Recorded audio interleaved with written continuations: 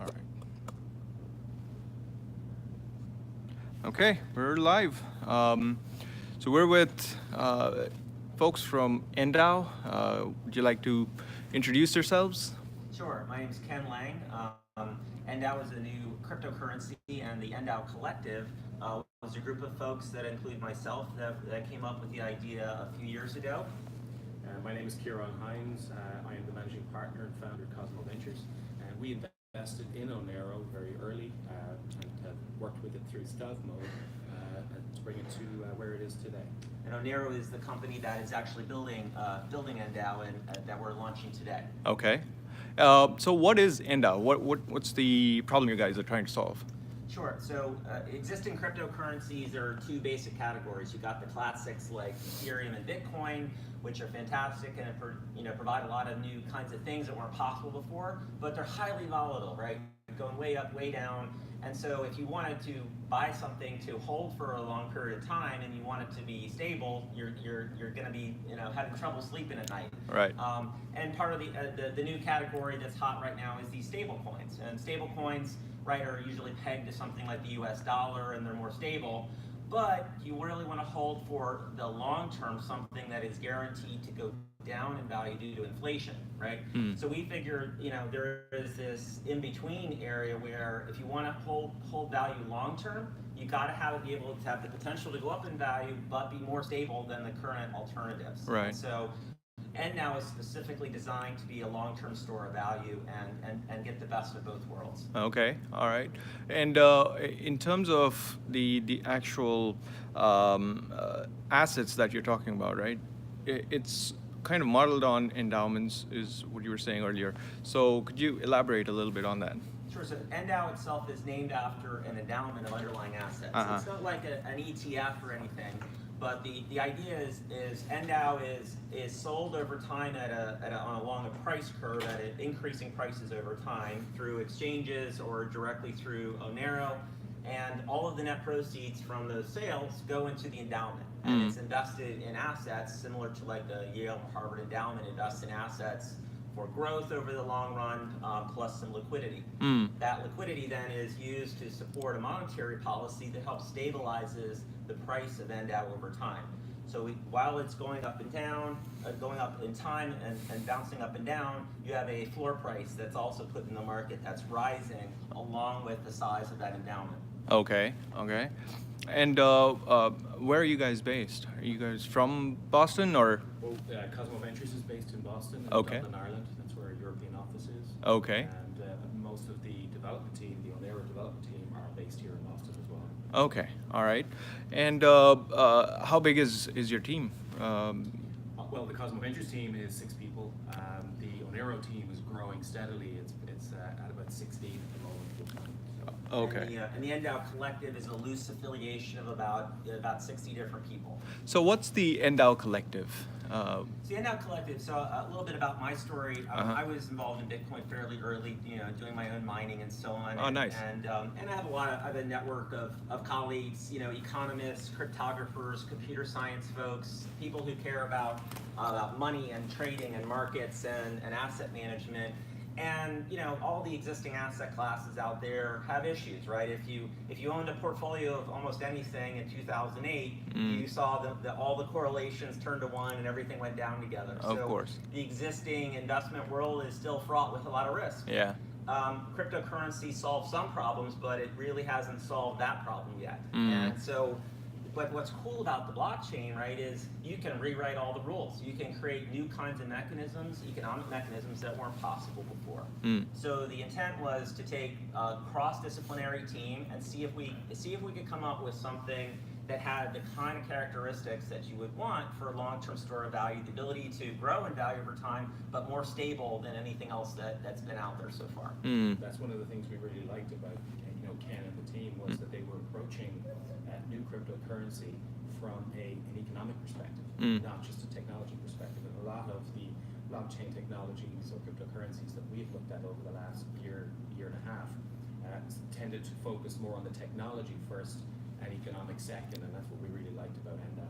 Yeah, Okay. It's got unique characteristics that don't really exist out there. And so Well, you got the traditional coins, kind of the volatile coins, if you want to call them that, and stable coins. There isn't really this category that exists. So we are really saying there's a new category we're defining now, and this is the first coin in it. We call it the buoyant coin. So buoyant coins can rise over time, right? And they have buoyant mechanisms in there that tend to drive it upwards and stabilize it over time, and they're not pegged flat to something that can't rise. So, what's the mechanism for that rise? What's it going to be based off of? Is it going to be like inflation or? Sure. So with NDAO, if you look at something like, say, Ripple, right? A massive amount of Ripple was just created at the beginning and just handed out to lots of people. No NDAO is being handed out. So every NDAO that's in the reserve of initial 30 million gets sold. All of those net proceeds go into the endowment. And the way it's sold is a price curve.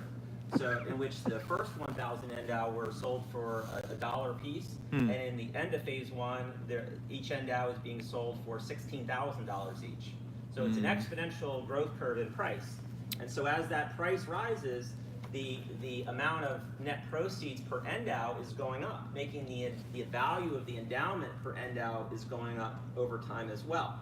And thus creating a floor price that is rising along with the sell price of the NDAO. So now you can think of it as like guide rails over time. So there's a price here and there's a price here, and that's kind of creating a spread that helps guide the price along that direction. It doesn't mean it's a straight line, it's still going to bounce around. Right. But then we also, part of the buoyant concept is to have mechanisms in there that kind of drive it upwards like a spring. The further it gets away from the market price gets from the target price, the more this force pushes backwards towards that target price.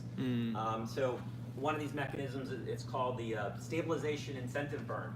Okay. And this is a whole new thing. Nobody's done this before. But the idea is, normally when you sell a crypto or transfer to somebody else, you pay a small transaction fee, and it's the same no matter what the market price is. Right.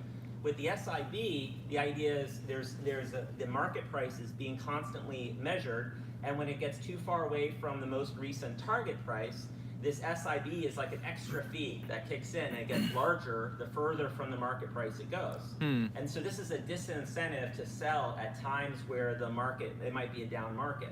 So fewer people are going to sell them. So what happens with supply and demand, if fewer people are selling, is you get pressure back up again. Right. So it's an interesting spring. Another feature of it is, because it's designed for long-term store value, is there are incentives and extra advantages if you're holding it for the long term. So if you buy your NDAO, you can lock it for a period of time. The longer you lock it for, the more extra NDAO you earn per year. So it's a little bit like a CD. Okay. And so if you lock your NDAO for, say, 3 years, you're earning an extra 15% NDAO per year just from doing that. Okay. So even if, say, the market price of NDAO happened to be flat for a period, you're still getting something. And is there a scenario where the price of NDAO might start going down? Absolutely. So Okay. Nobody can prevent the market from doing what it wants to do if it wants to badly enough, right? Right. Even a stable coin. Of right? course. Of course. So if you look at the stable coins, they have a peg, but it's not like if you watch the market, it's not always at $1. It's Right. pegged to the dollar. Right? Exactly. So there is no way nobody can make it be firmly pegged like that. So that can of course happen.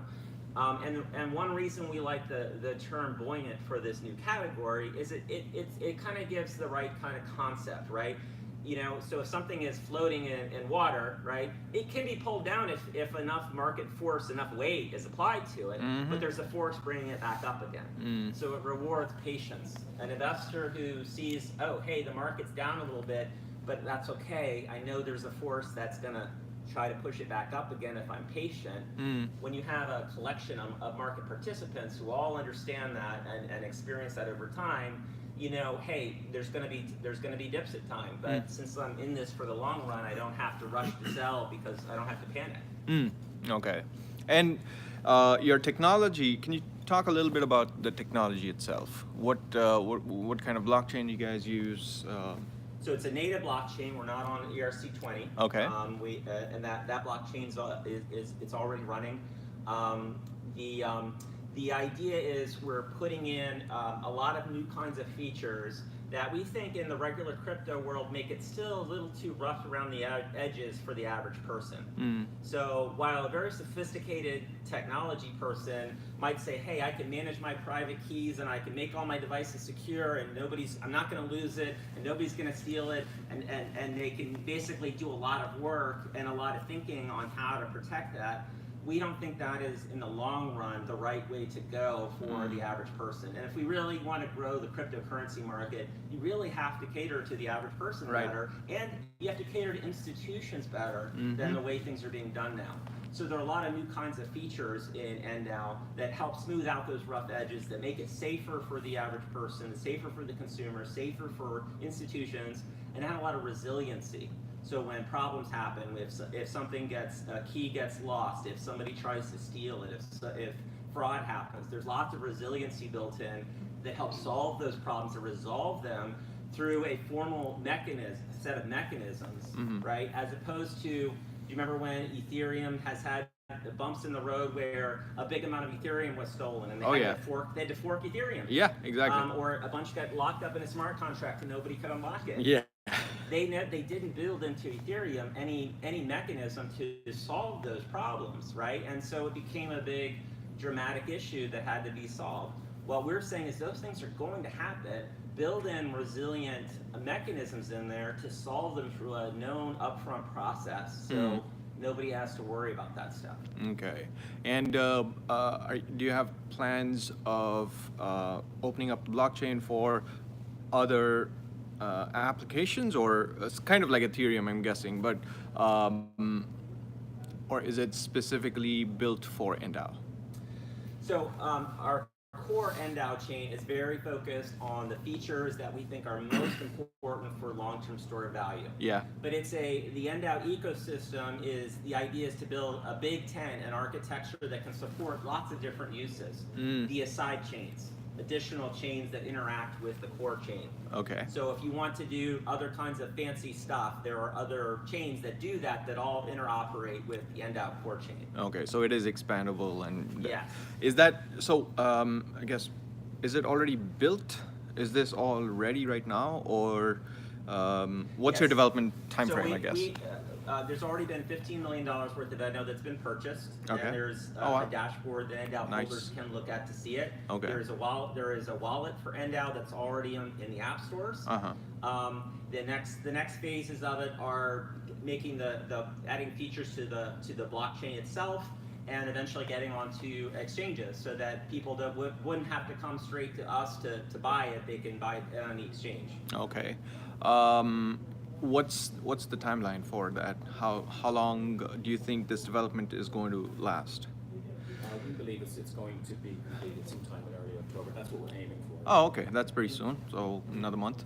Okay, cool. All right. Any final thoughts? Well, I'd only say from our perspective, and purely from an investor perspective, that we've looked at a lot of stable coins. Yeah. And from a fiduciary perspective, we're responsible for finding investments that are going to ensure upward growth for our investors, for our LPs. And we don't think, while stable coins have their place, we don't feel it really was right for what we're trying to achieve for Cosmo investors. And we really feel that what NDAO is providing to the market is something very different, and something that does provide that upward growth while mitigating downside volatility. Okay. All right. Cool.